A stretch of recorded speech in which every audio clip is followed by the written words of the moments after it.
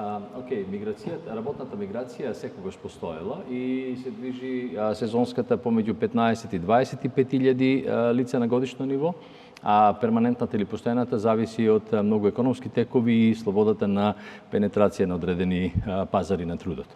Изминатава сезона најголема популација, македонска популација замина во Хрватска.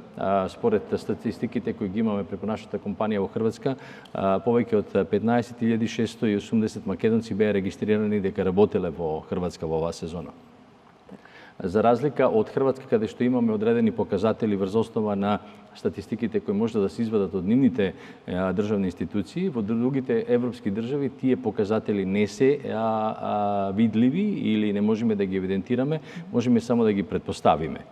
Од државите во обкружувањето и натаму најмногу привлекува Грција. Во Грција летово, според она што ние го евидентиравме и сознанијата од работодавците кои ги имавме, работеа околу 1400 македонци. Бугарија имаше нешто помалку од 800, Црна Гора бројката беше значајно намалена, повеќе од 350, и европските пазари се застапени со вработувања кои се полулегални или нелегални во сезонската миграција. Германија, Италија, забележителен е одливот на работна сила во Белгија, делумно во Франција, и би кажал неколку скандинавски држави, за жал, каде што немам конкретни информации. Перманентна имиграција и натаму постои за Малта, која нуди одредени форми на интегрирање на македонската работна сила. Перманентна имиграција постои делумно во одредени сектори во Германија, не во сите како што беше своевремено присутно.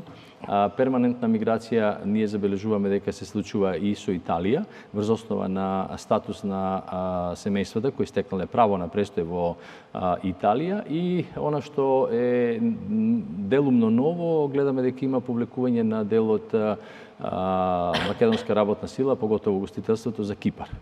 Сите информации кои ги доставив, односно ги презентирав, се релевантни, бидејќи на дневна база работиме со одредени институции од државите за кои зборував, и работиме со работодавци. Каква ќе биде наредната сезона, постав на интеграција на сезонска работна сила пред се во традиционалните држави, како што се Хрватска, би кажал Грција, Кипар, делумно Бугарија, можеби и Германија, се уште не знаеме, бидејќи сите држави кои вработуваја само на работна дозвола, наредната година, почнувајќи од месец март, Европскиот парламент донесе една посебна уредба која бара да државите се водат до одредени квоти. Така да државите за кои изборувавме пред малку нема да може да се определуваат собствени квоти, туку ќе бидат зависни од квотите кои ќе бидат усогласени со европскиот пазар на трудот. Што тоа во преносна смисла на зборот значи? Ако Хрватска оваа сезона имаше повеќе од 115.000 странски работници, наредната година, односно до крајот на месец ноември, ќе добие квота за која ќе треба да преговара со Европската унија за да стекне право на интеграција на странска работна сила во нивната држава. Бидејќи Европа се плаши од одлив на работна сила која дошла сезонски, а потоа мигрирала во другите европски држави, што реално и се случува во моментов. Може би не толку со македонската работна сила, колку што е злоупотребата присутна кај државите од третиот свет.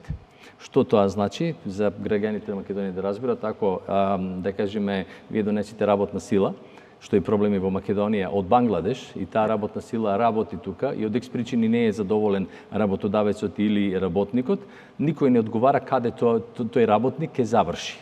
Тоа се случи во Хрватска, тоа се случи во Словенија, тоа се случи во другите европски држави. Затоа хиерархијата на управување на квотите за интеграција на работна сила преземат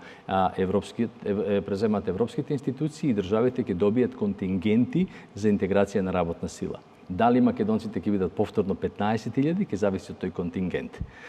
Дали ние ќе имаме и натаму успешни сезони на само иницијативни вработувања во одредени држави, пак зависи од регулативата, бидејќи она што го кажав претходно, ако се имплементира новиот електронски систем на евиденција, тогаш и тие кои биле храбри, работата на црно ќе згасне.